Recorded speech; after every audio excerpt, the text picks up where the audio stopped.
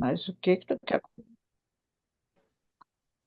Boa noite a todos. Hoje, domingo, dia 15 de setembro, estamos iniciando mais um estudo do NEP Alcione, com o estudo da Carta de Paulo aos Coríntios. Nós vamos ler um texto. Deixa eu primeiro compartilhar a tela e depois a gente faz a prece. Está dando para ver agora? Estão vendo? Abriu. Sim. Uhum. Diante da justiça. Se a vossa justiça não exceder a dos escribas e fariseus, de modo nenhum entrareis no reino dos céus. Jesus, Mateus 5:20. Está no livro O Evangelho por Emmanuel, comentários de, comentários de Mateus, capítulo 73. Escribas e fariseus assumiam atitudes na pauta da lei antiga, olho por olho, dente por dente. Está em Êxodo 21, 24. Atacados, devolviam insulto. Perseguidos, revidavam cruéis.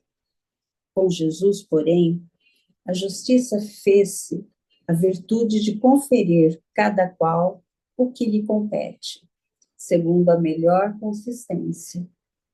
Ele mesmo começou por aplicá-la a si próprio. Enredado nas trevas pela imprudência de Judas, não endossa condenação ou esforço, ou desforço.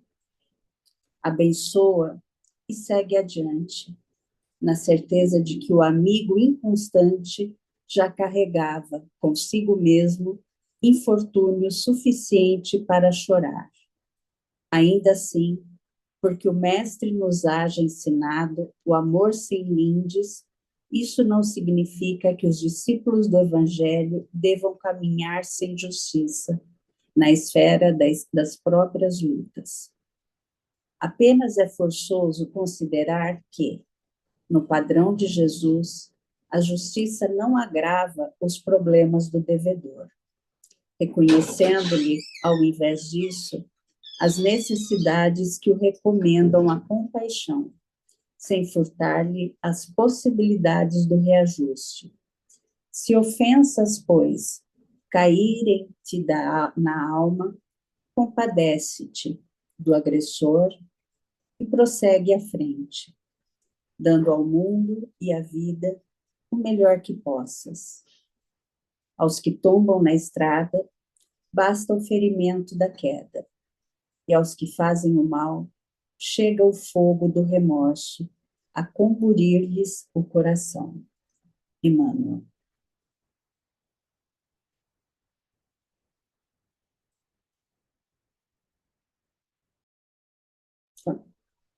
Então, eu fui interrompida agora o compartilhamento, né? Da tela.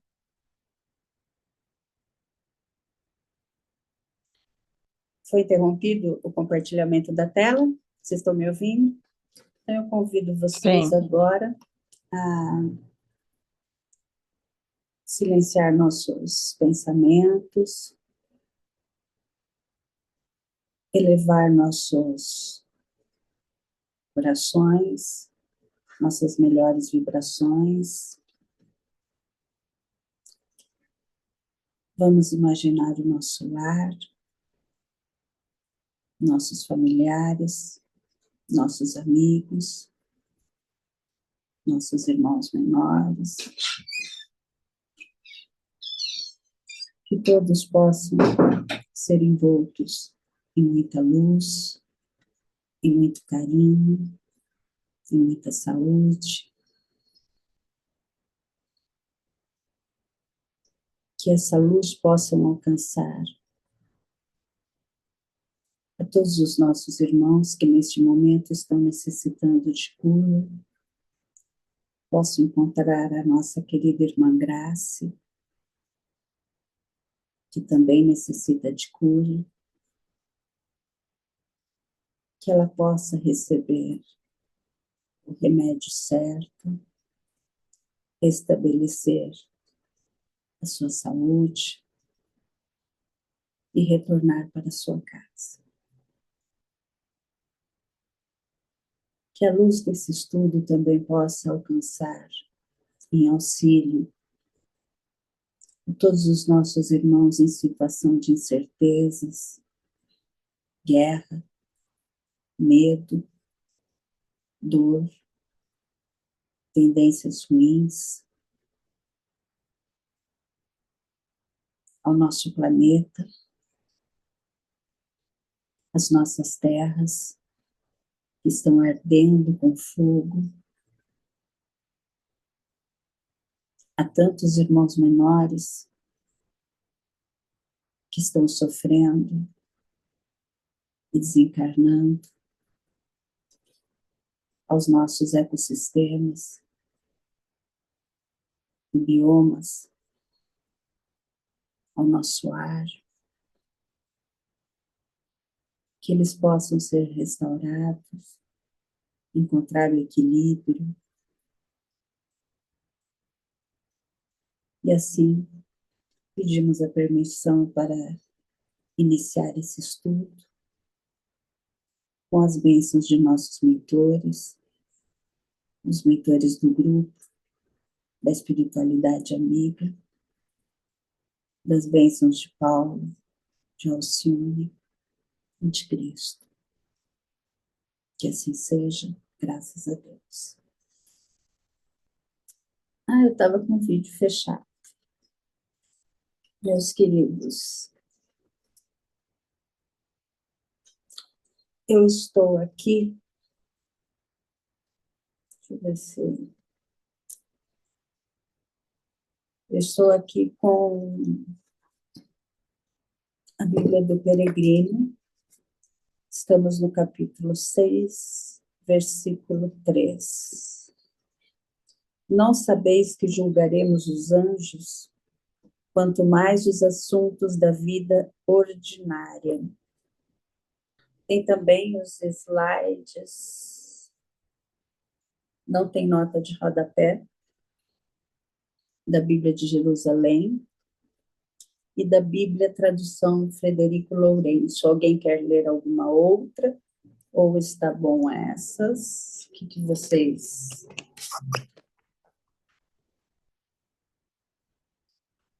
A de Jerusalém. Não sabeis que julgaremos os anjos, quanto mais então as coisas da vida cotidiana? E a tradução Frederico Lourenço. Não sabeis que julgaremos os anjos, quanto mais as pequenas coisas da vida? Alguém quer falar? Alguém quer ler alguma outra? Eu peguei aqui a Bíblia de Estudo de Genebra. Tem duas referências. Uma eu não faço ideia, que diz, veja CM66, CH1 e aí vai. Então, esse aqui eu vou ficar devendo para vocês. Mas aqui o segundo comentário específico do 15 diz, vossos corpos são membros de Cristo. A doutrina da união do cristão com Cristo é um dos ensinamentos principais do apóstolo Paulo. Esse versículo indica que essa união se estende até mesmo ao corpo físico do cristão. Veja RM 12.1. Eu sou péssimo com essas abreviações, sei que deve falar de algum livro, de alguma coisa. Mais uma vez eu peço desculpa. Portanto, os coríntios estavam enganados ao pensar que a união com uma prostituta era algo sem importância por envolver apenas o corpo físico. E aí eu complemento, né? Quem sou eu para complementar a nota, mas sendo o corpo o templo do espírito, a ferramenta do espírito, Se ele está comprometido, maculado, obviamente o espírito vai ser impactado. Então, acho que é nesse sentido que o comentário vem e imagino que Paulo traga essa reflexão, né? Porque nós precisamos estar santificados em nossas ações, e uma frase que eu gosto muito de usar é viver no mundo, mas não deixar o mundo viver em nós, né? Significando exatamente isso. Nós somos feitos de matéria, mas eu não preciso ter os valores que o mundo mundano, material me impõe, né? Eu tenho que aprender a dizer o não, eu tenho que aprender a me afastar disso, né? E dessa maneira eu estou santificando o meu corpo, receptáculo do meu espírito em conexão com o nosso Deus. Era esse meu comentário rapidinho.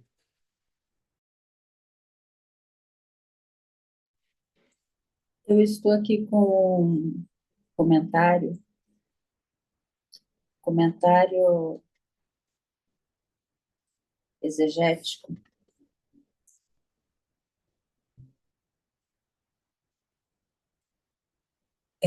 A ideia de que os anjos serão julgados aparece em outros lugares do Novo Testamento. Está em 2 Pedro, e Paulo acrescenta o futuro julgamento dos anjos para dar maior peso ao seu argumento de quanto mais as coisas desta vida. O termo que pertence à vida diária, questões relacionadas à nossa vida terrena ou aos recursos da vida, tais como alimento, vestimenta, propriedade, etc.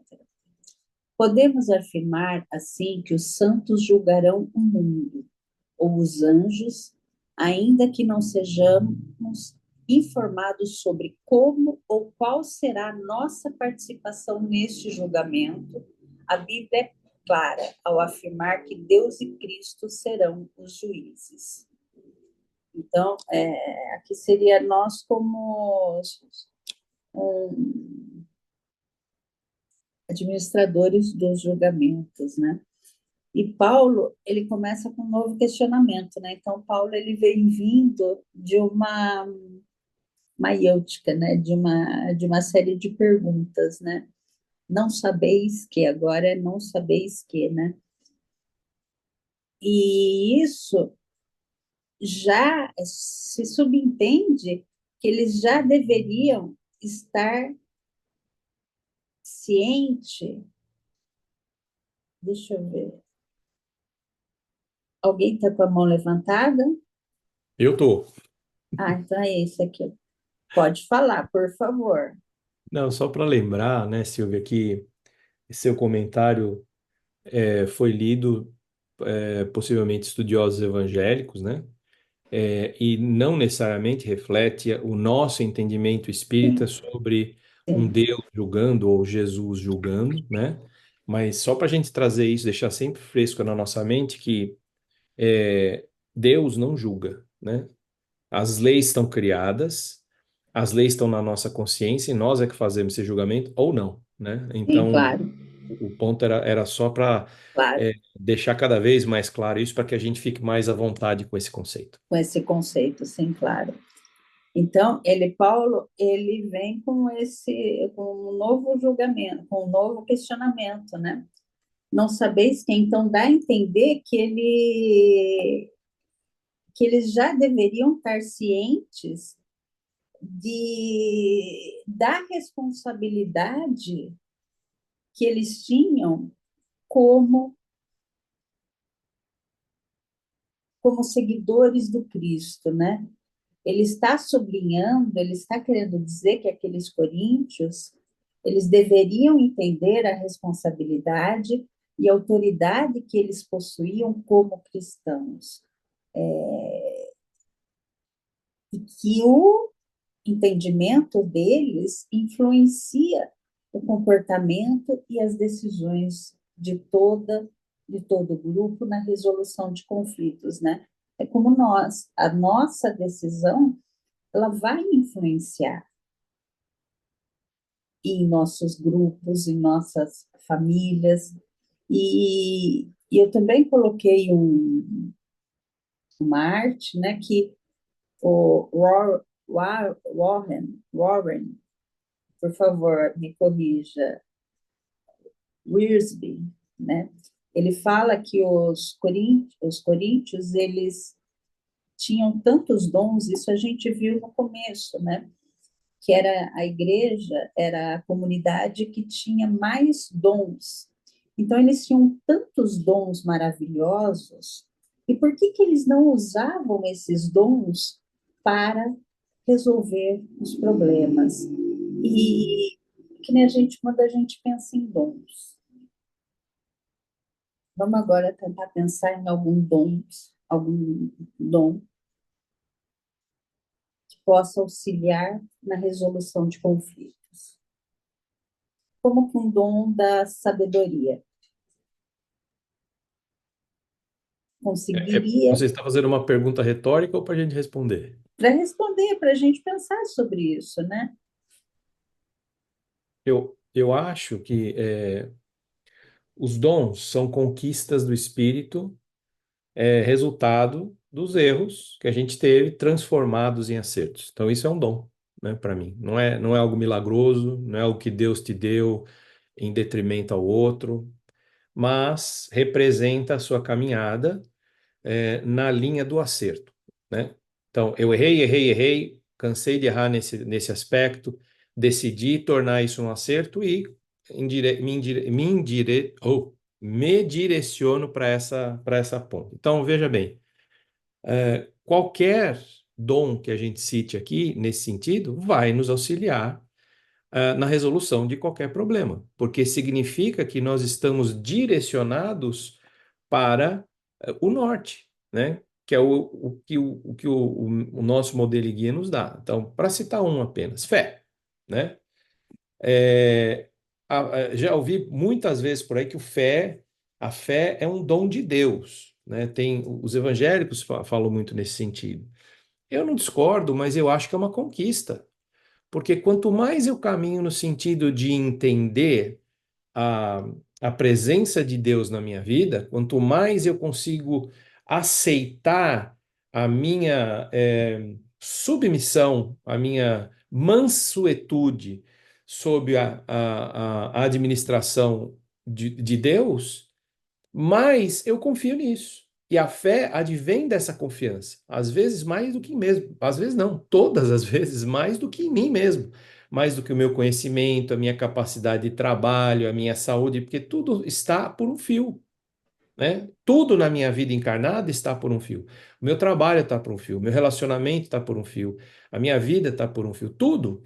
Então, se eu não caminho com esse componente adquirido por muitas vidas de fé, eu não consigo nem caminhar.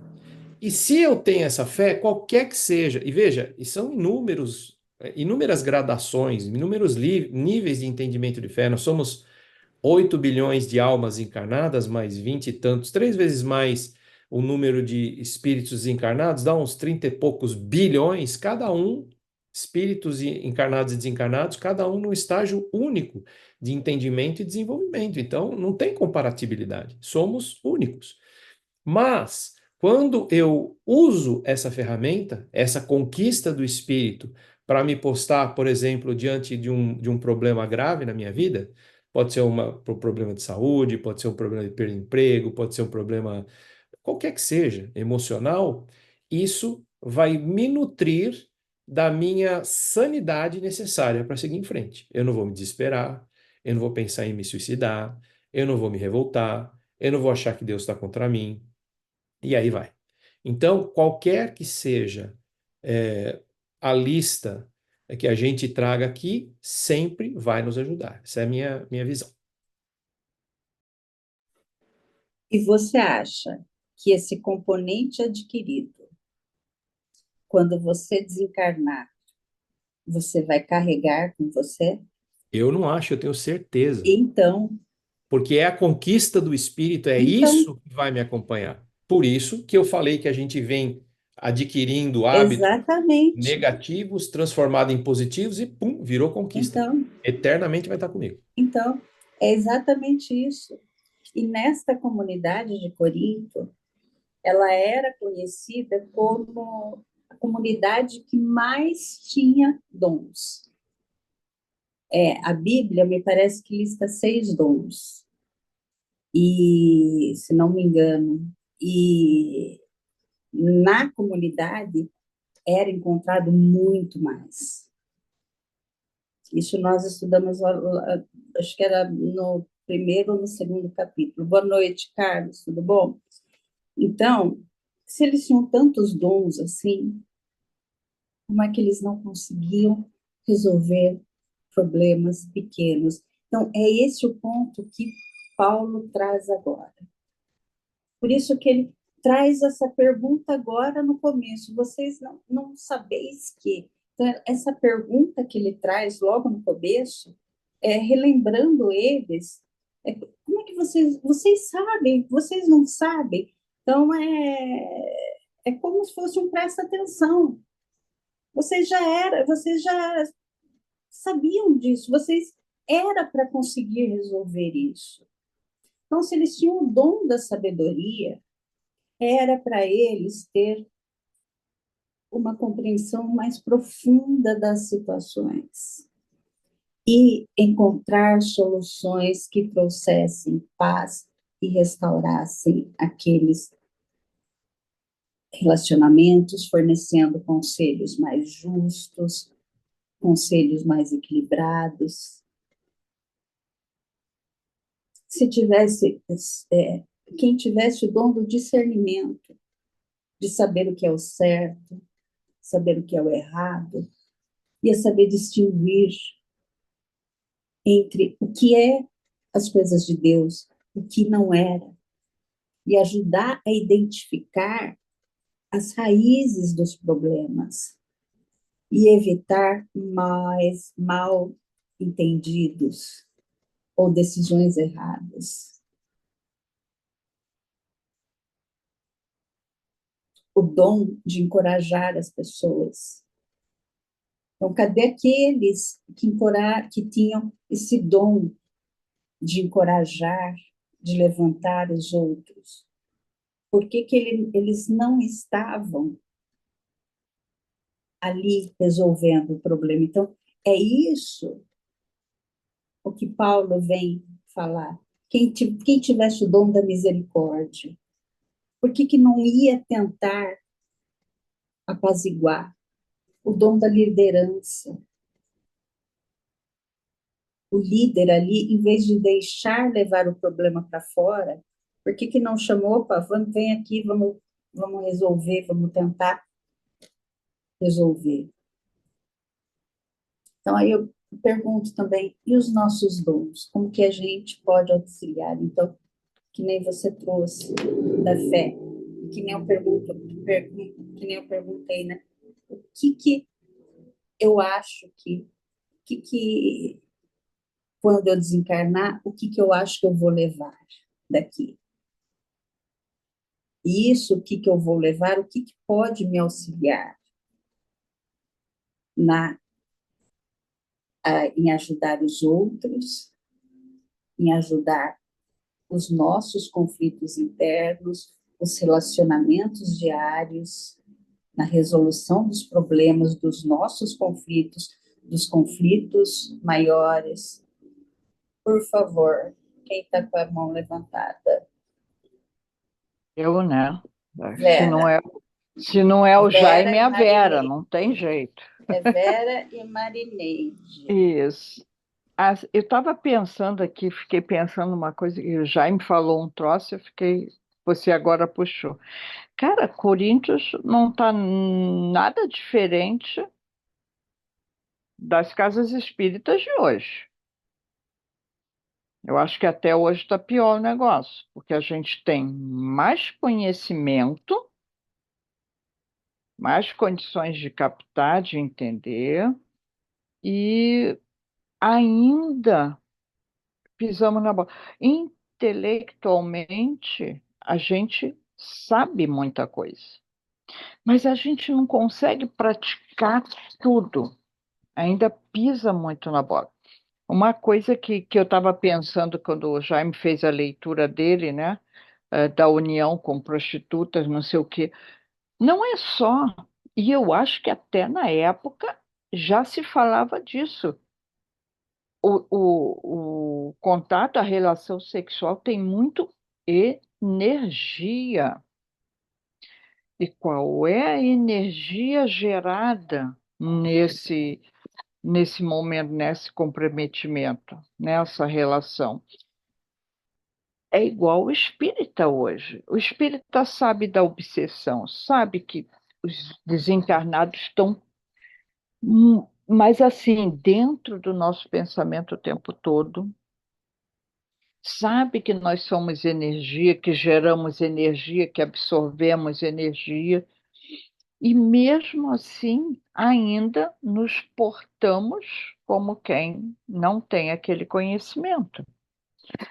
Tu- Falta algo, uma transformação interna, né? E Paulo chamou a atenção dos coríntios porque é bem nesse pé. Vocês já sabem como é que pratica. E a gente continua assim. Quantas coisas a gente já sabe e a gente pratica? A gente faz fofoca, a gente reclama, a gente se deixa levar por uma situação qualquer e já sobe o sangue, já revida. Nós não sabemos isso? Nós temos total conhecimento disso. Mas por que ainda não conseguimos praticar? Né? Olha o tempo que está se levando para isso. Não estou dizendo que, ai, que coisa já era para ter sabido. Não, porque cada um está no seu tempo. É um processo lento, trabalhoso, demorado, né? Mas olha o quanto a gente ainda tem para aprender. E a gente quando a gente ainda faz a besteira e naquele mesmo segundo já pá, pisei na bola, já é já é top o negócio, já é um progresso. Mas ainda estamos patinando, né? E Paulo naquela época também era mas cara, como é que vocês não sabem disso, né? Então, é bem por aí. E continua aí, por isso que o evangelho ele é tão atual. É como se tivesse escrito hoje. Impressionante. Ponto.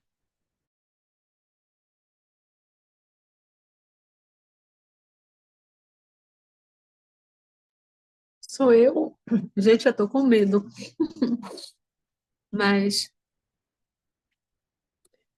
a Vera tocou num ponto, muitos pontos, mas o que mais me chama a atenção, hoje eu estava fazendo um curso de atendimento fraterno, e aí a gente aprende, né?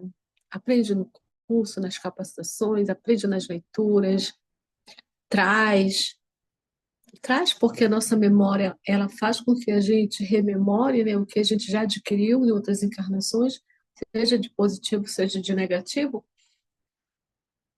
E aí ela se questionava, o que nos faz, e o que Paulo pergunta também, né, não fazermos o que precisamos fazer? É que existe N fatores. Dentre eles, vai depender muito da nossa disponibilidade, do nosso, do nosso querer, da nossa vontade, mas do nosso desejo de realmente abraçarmos a causa, tomando por parâmetro. Eu não vejo como dom, mas eu vejo assim, porque se fosse meio complicado, né, dom, né? E aí parece que uns têm, outros não têm, e aí as nossas qualidades, né? Porque todos nós temos qualidades boas e que muitas das vezes a gente deixa de lado. Por exemplo, fazer um atendimento fraterno, ele necessita necessariamente de você ter muito conhecimento espírita, mas ao mesmo tempo ter a sensibilidade de saber ouvir. E ao saber ouvir, você vai precisar o quê? Você vai ter que fazer com que aquele diálogo ele surta o efeito para quem vem buscar. E essa é uma qualidade, porque ninguém chega numa determinada tarefa sem que você já tenha esse preparo. Mas o que nos falta, talvez, seja persistência, seja a confiança em nós mesmos, de sabermos que a gente dá conta, e a gente não cair, talvez, na vaidade, na arrogância, na prepotência, como a Vera colocou. Caramba, a gente estuda, mas a gente fica muito teoria, e a prática a gente deixa de lado.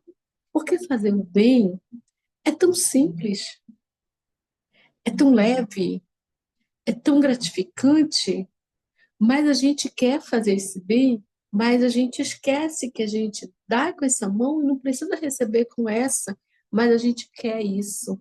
A gente quer o quê? A gente quer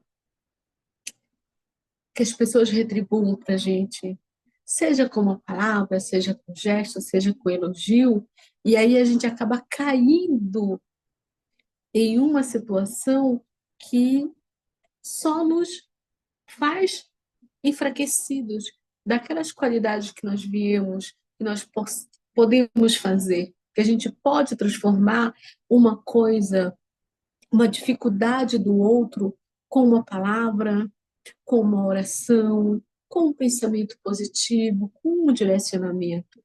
E às vezes a gente esquece isso.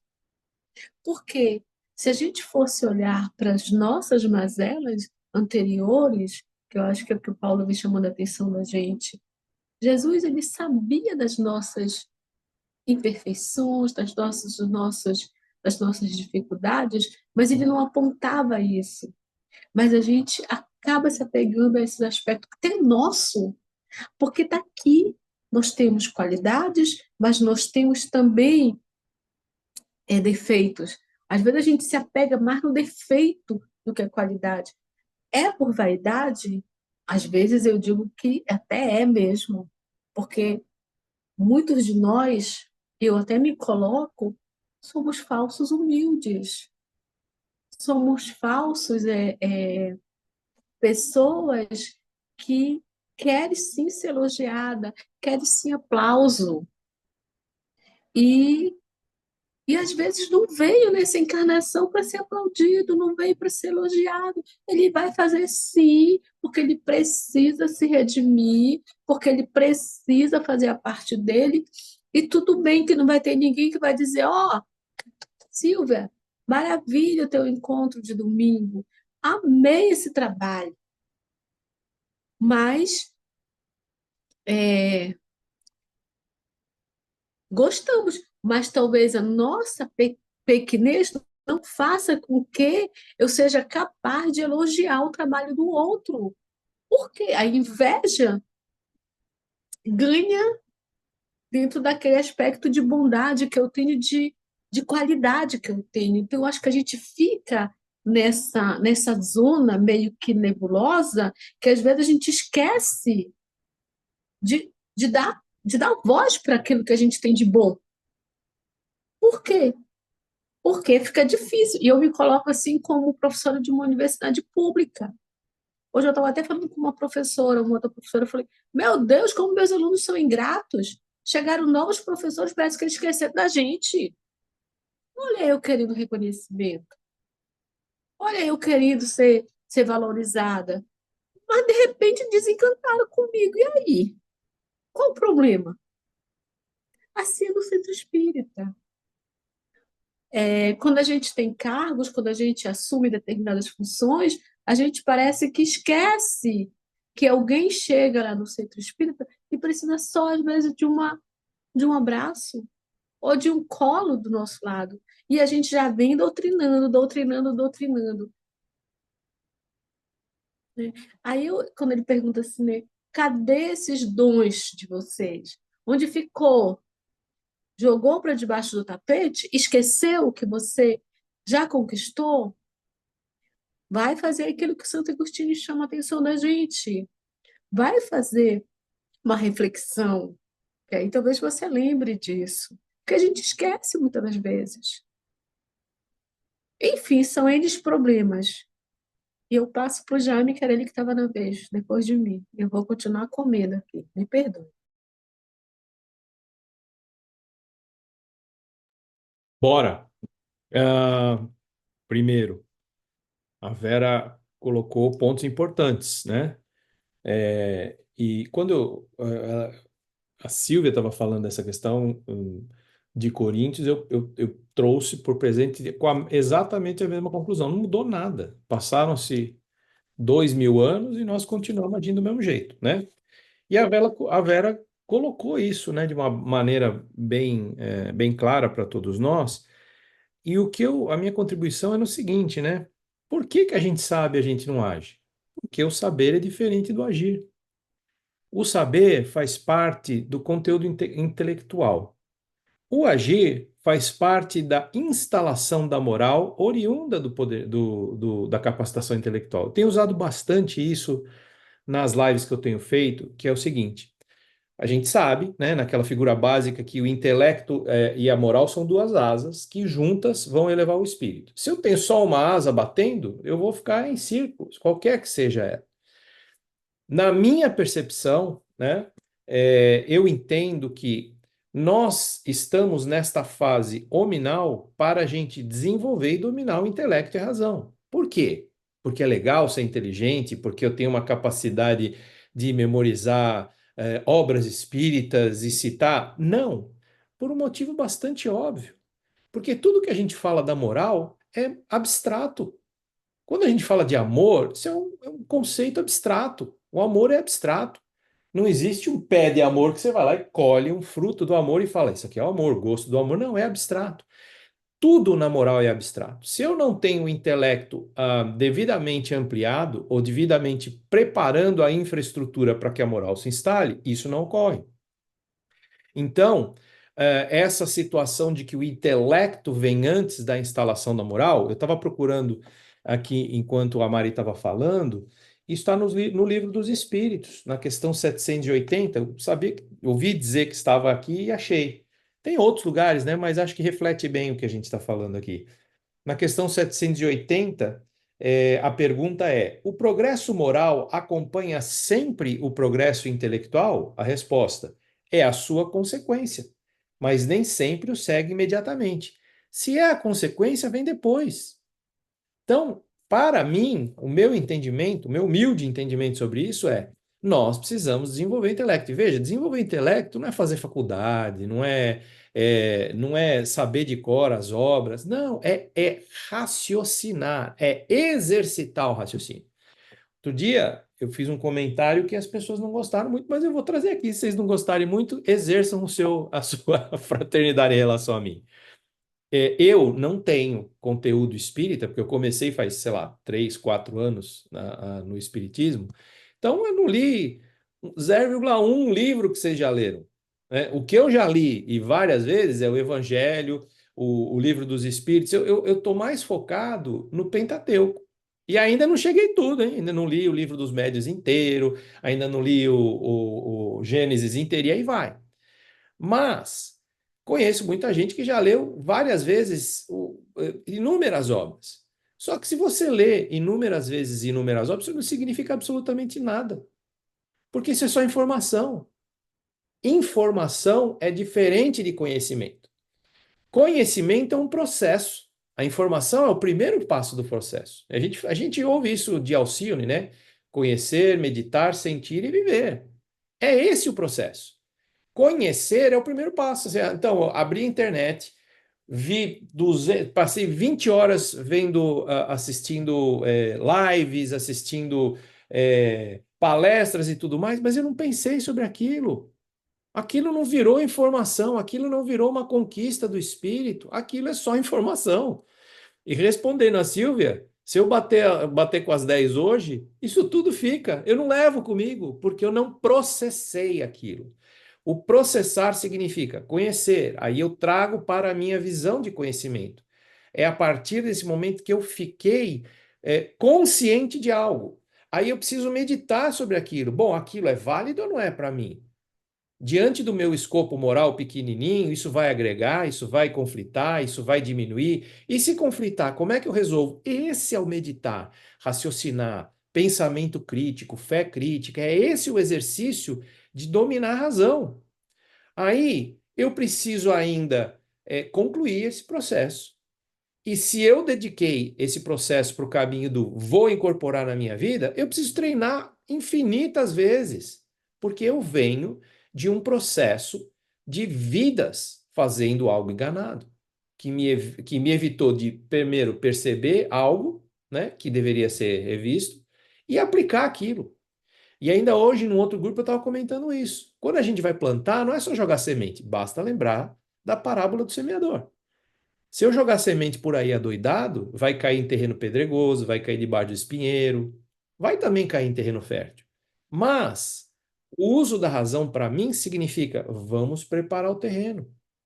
Vamos tirar o toco, vamos tirar a pedra, vamos aplainar, vamos arar, vamos jogar água, vamos jogar adubo, para que quando a semente caia, ela floresça e frutifique a 100 para 1, 30 para 1, qualquer que seja alguma coisa para 1. Então, esse saber diferente do agir, para mim, eu encontro essa explicação, por exemplo, nessa questão 780. Primeiro, a gente tem que expandir o intelecto, porque com o intelecto expandido, eu vou ter uma melhor compreensão de termos absolutamente abstratos, como amor, como perdão, como justiça, como misericórdia. São questões que dependem do intelecto. Quando eu tenho essa infraestrutura instalada, é mais fácil eu montar minha casa, porque eu vou ligar o esgoto e o tubo está lá. Agora, se não tem, né? E quando Paulo faz essa questão, por favor, não me interpretem mal, né? Era a função dele. Mas veja, na própria vida de Paulo enquanto Saulo, ele também não entendia. Ele teve que tomar um chacoalhão ali no caminho de Damasco, falar, opa, né?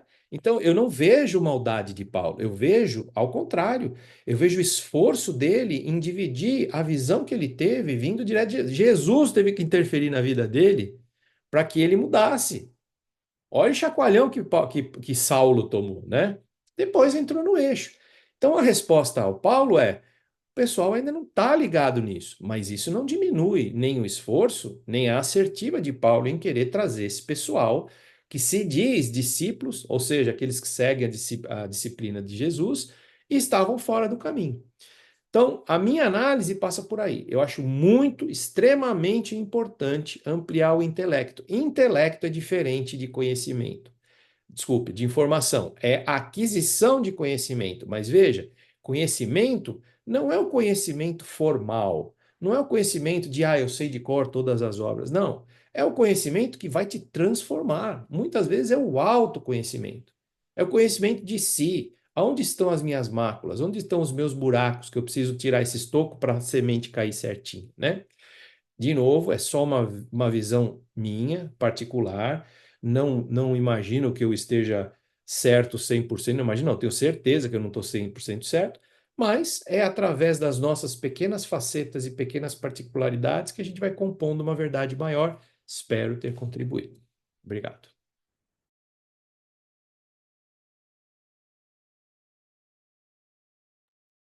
Mandei no chat, né? Não sei levantar a mão, mas aí Silvia me salvou. A gente vai aprendendo. Então, assim, eu concordo com o que o Jaime trouxe, mas me ocorreu enquanto ele falava um caso do Chico Xavier, que o Chico trouxe uma história de que ele estava em deslocamento terrestre por uma estrada, e ele foi surpreendido por seres de outros planetas, né? E Emmanuel veio ao socorro dele. Ele disse para ele, Chico, reza porque a coisa aí é séria. Ele viu, enfim, animais sendo abduzidos e aí ele disse, mas, né, achei que os irmãos eram mais evoluídos. E aí Emmanuel esclareceu, sim, eles são intelectualmente mais evoluídos, mas moralmente muito inferiores a nós, aos terrestres, né? Então, isso me chamou muito a atenção, tudo isso que a gente está conversando, me fez lembrar essa história, porque é como o Jaime falou, o estudo pelo estudo, a inteligência, o desenvolvimento pelo desenvolvimento, ele pode ser vazio, né? Se ele não for acompanhado ali da moral, da fé e de outras coisas, né? Outros dons, né? Que se a gente quiser chamar assim, que são necessários para a nossa evolução, né? E acho que eu não lembro qual foi era uma senhorinha que contou, eu não lembro agora, desculpem o nome dela. Ela era muito amiga do Chico, também já desencarnou. Ela era médica e, e ela contou detalhes dessa história que foi narrada pelo Chico. E eu acho que é interessante a gente também refletir nisso. O que mais a gente precisa buscar, além dessas coisas de saber de cor as páginas, a gente precisa colocar em prática como isso, acessando, eu acho que a nossa consciência. Essa é a minha humilde opinião, tá? Mas acessando a nossa consciência, acessando essas informações e refletindo. Eu acho que a Mari também falou sobre a questão da reflexão, né? E da gente olhar no nosso dia a dia onde é que cabe essa dosar isso, né? Esses últimos tempos eu ando mais no orar e vigiar, porque sinceramente se eu sair do orar e vigiar eu vou pro olho por olho, dente por dente, então eu tô tentando me manter aí nessa linha do orar e vigiar. Galera, era essa a colaboração, desculpa a brincadeira, claro, mas eu lembrei dessa história e eu achei importante até pra gente poder pesar as coisas, né? Vamos Deixa eu lá, só deixa eu fazer um botar no mudo. comentário rápido em cima do que a Dani pediu, desculpa da brincadeira, não peça. Porque tem um capítulo da Joana no livro Amor Imbatível que fala do senso de humor. Senso de humor é imprescindível. Óbvio que a gente tem que falar tudo respeitosamente, estou tentando trilhar esse caminho, né? Mas o senso de humor é imprescindível. Só tem senso de humor quem consegue estar em paz de espírito. Pensa nisso. Então tá, não vou mais pedir desculpa, vou. A gente tem que rir, né? Vai fazer o quê? Não dá pra chorar, né? A gente tá aqui pra resgatar, vamos embora.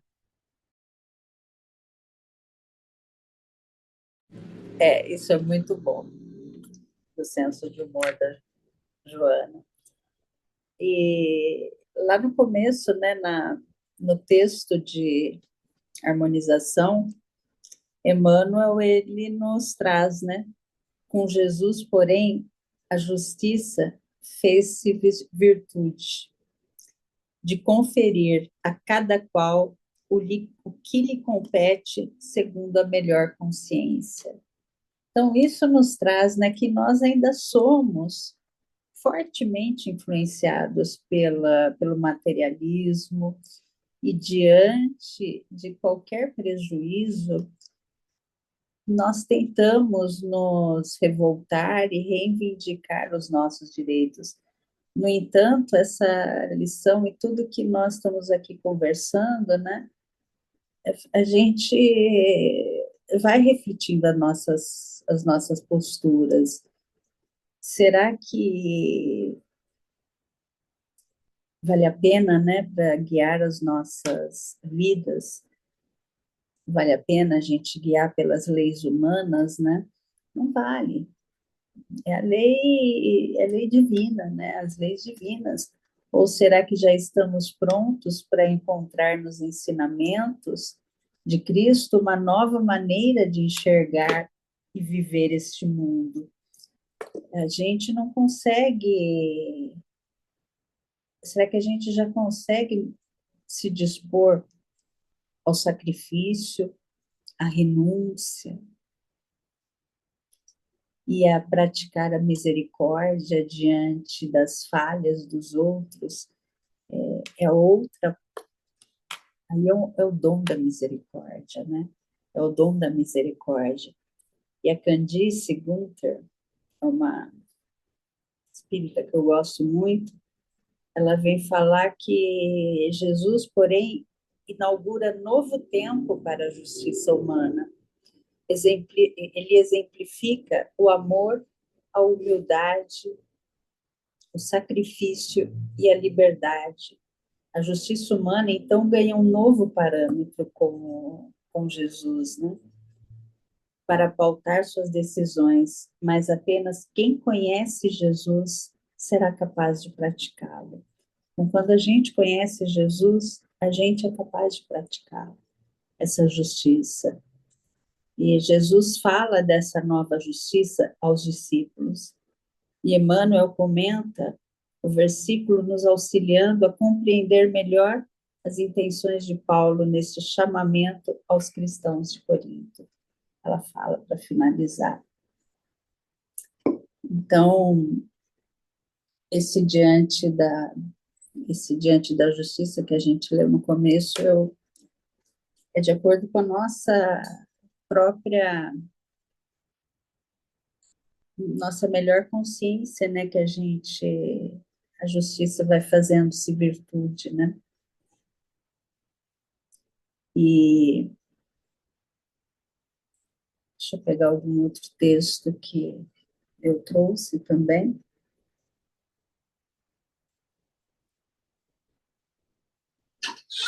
O enquanto podes. Auxilia enquanto podes. Vou ler o trecho. Auxilia enquanto podes. Ampara quanto possas. Socorre quanto possível. Alivia quanto puderes. Procura o bem, seja onde for. E, sobretudo, desculpa sempre, porque ninguém fugirá do exato momento, do exato julgamento na eterna lei. Emmanuel, palavras de vida eterna. Então, quando a gente pensa, né, e a gente vê Emmanuel trazendo um trecho assim, enquanto podes, parece que ele chama a gente a praticar o bem, né? Enquanto temos oportunidade. Então, enquanto a gente tem oportunidade, nós somos convidados a refletir, oferecendo auxílio, oferecendo amparo, oferecendo socorro, oferecendo alívio, sempre que possível, né, ao nosso próximo. E o nosso próximo, quem é o nosso próximo, né? O nosso próximo pode ser eu, pode ser você, pode ser qualquer um. É qualquer um que esteja em necessidade, né?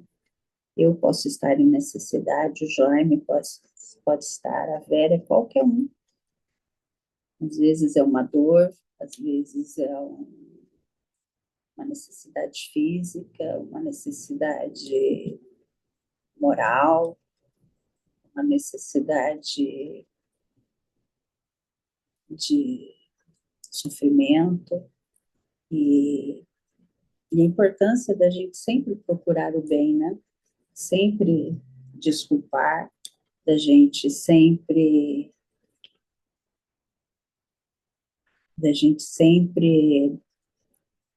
lembrar que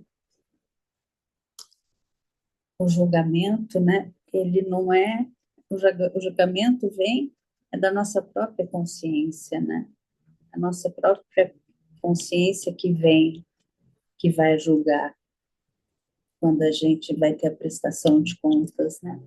Então, é a nossa responsabilidade a que nós assumimos, né, e essa responsabilidade que, quando ele fala, né, dos santos, lá no começo, o Paulo, acho que já no versículo 2 do primeiro capítulo, ele fala que os irmãos de Coríntios foram chamados a ser santos, né? Então, ele já fala ali, acho que logo no comecinho ele fala que eles são chamados a ser santos. Então, não é ser santo em santificação, né? Os que seguem Cristo, né? É ter o discernimento, a responsabilidade para com o outro, e sempre agir com misericórdia, seguir o caminho do auxílio, seguir o caminho do Cristo, lembrar que o Cristo nunca julgou ninguém, o Cristo amou a todos, aqueles que seguem o caminho do auxílio, do perdão, eles seguem os princípios que Deus espera, né? Que Deus traz para a gente, né? E, e aí a gente vive uma vida de acordo com as perspectivas divinas. E a gente vai deixando a materialidade em segundo plano.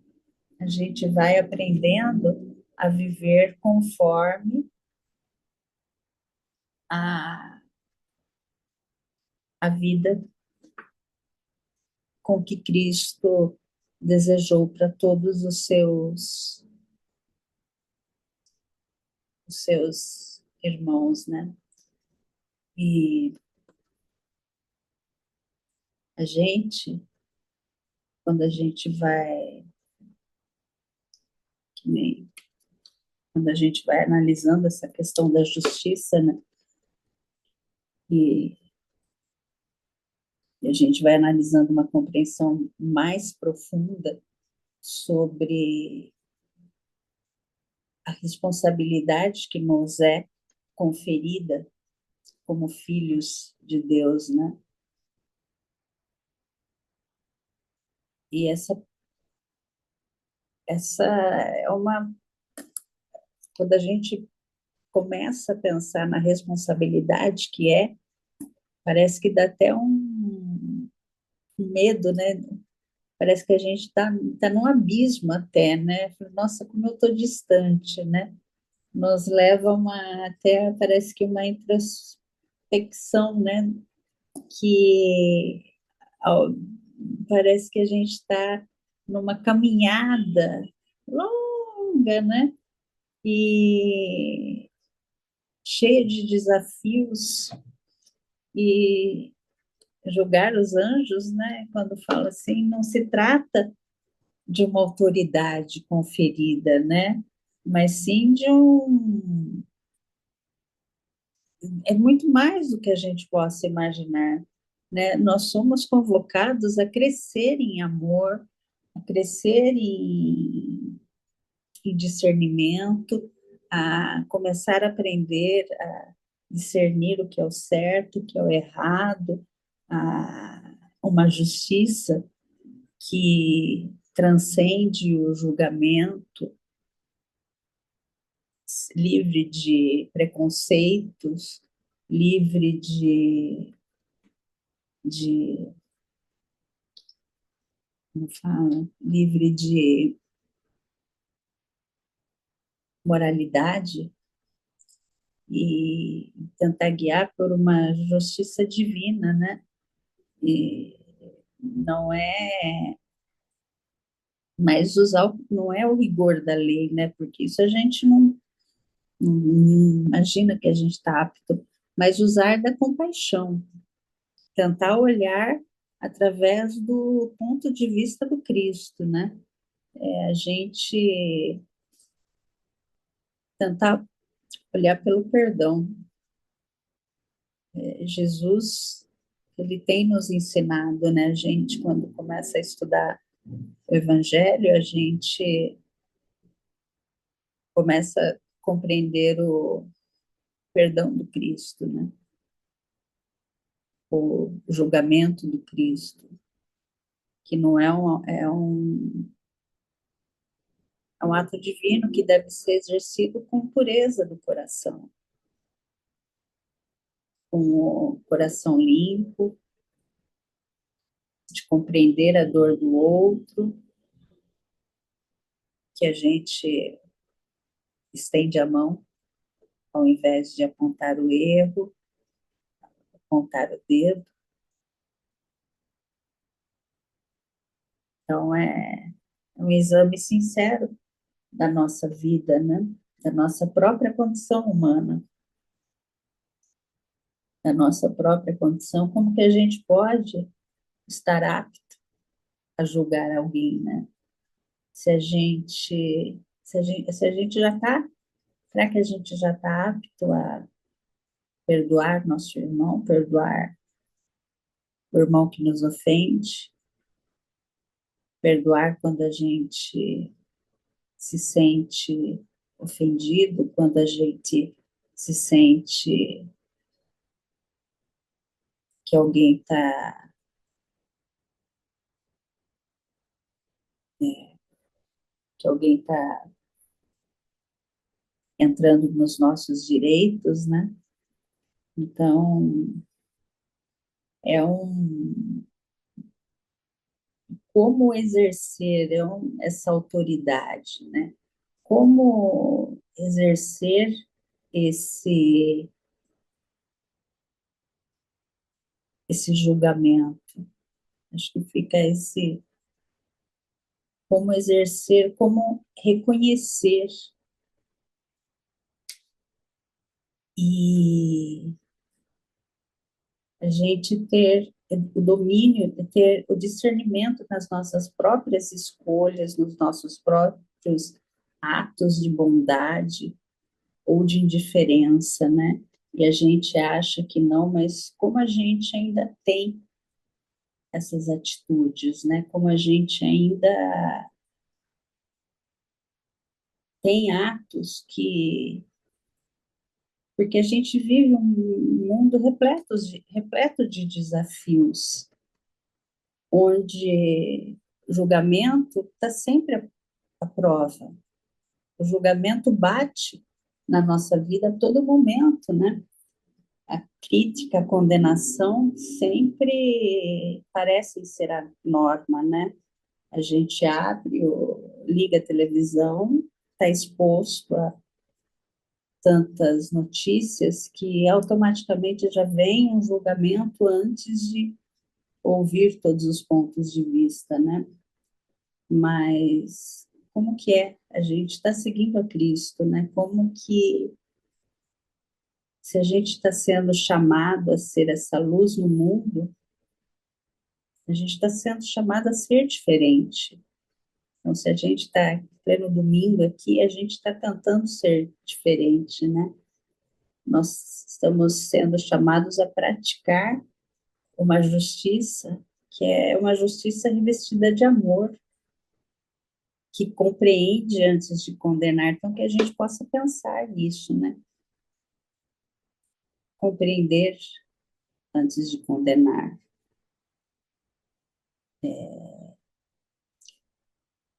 Amar, livre de preconceitos. Então,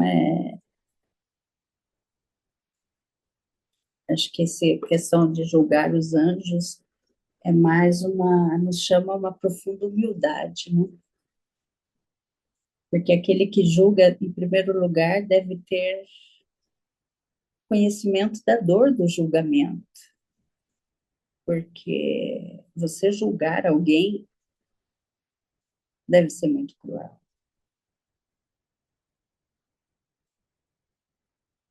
Às vezes, eu assisto julgamento no YouTube. Eu gostaria de ter feito direito. Eu tenho 2 faculdades, mas direito eu gostaria de ter feito. Gostaria de ter feito medicina também. A gente gosta. Eu gostaria de ter feito um monte de coisa, mas o direito é uma coisa que eu também gostaria. Mas, então, às vezes eu assisto alguns julgamentos. Como é cruel, né? E eu agradeço por nunca ter sido chamada para ir participar de um júri, né? Embora tenha vontade, mas deve ser cruel, deve ser cruel, deve ser cruel.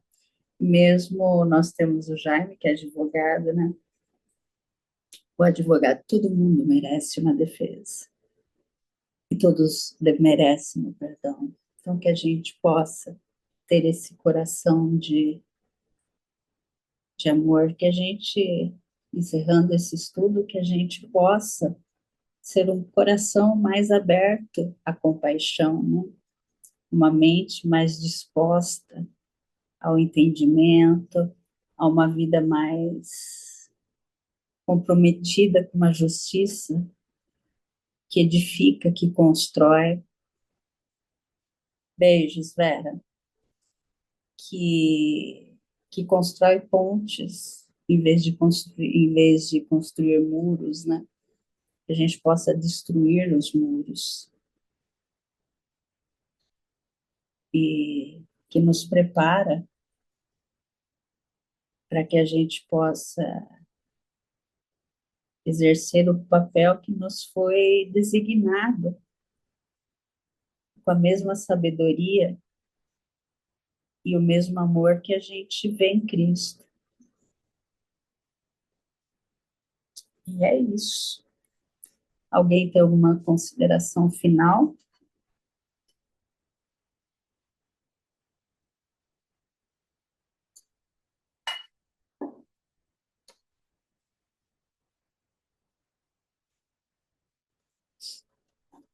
Então, lembrando, semana que vem não teremos estudo.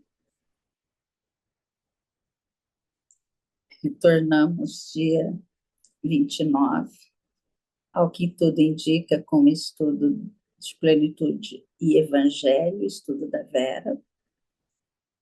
E fica o dever para quem puder assistir o terceiro encontro do NEP Brasil, que será passado por vários canais do YouTube. Eu vou postando os links. Eu vou mandando fotinho. E vocês estarão em meus pensamentos e minhas vibrações.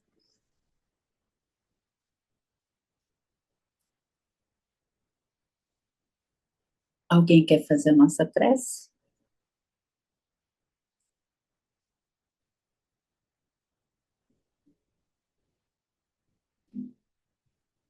Posso fazer. Gratidão, Mari. Então, podemos?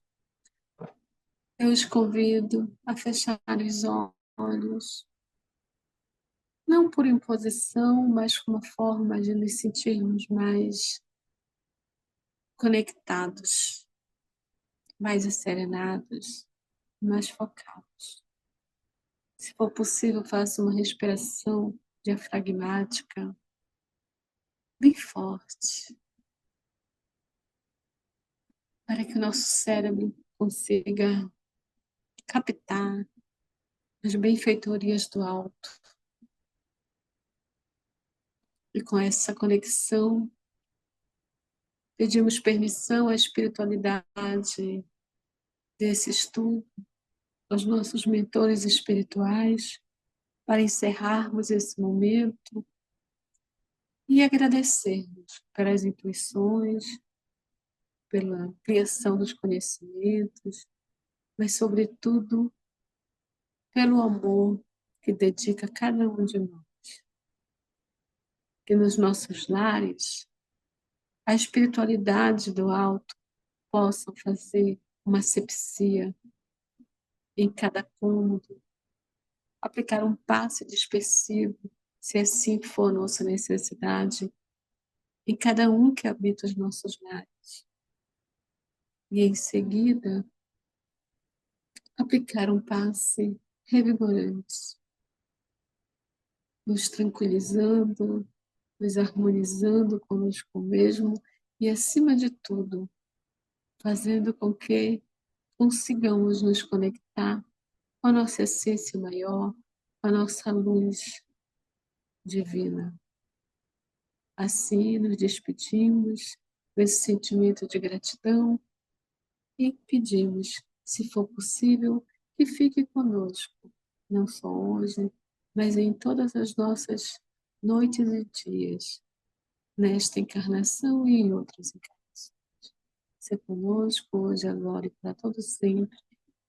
Que assim seja, graças a Deus.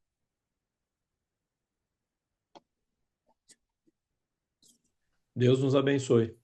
Tchau, pessoal. Até daqui a 2 semanas. Ai, como é que eu vou sair daqui agora? Aqui. Não.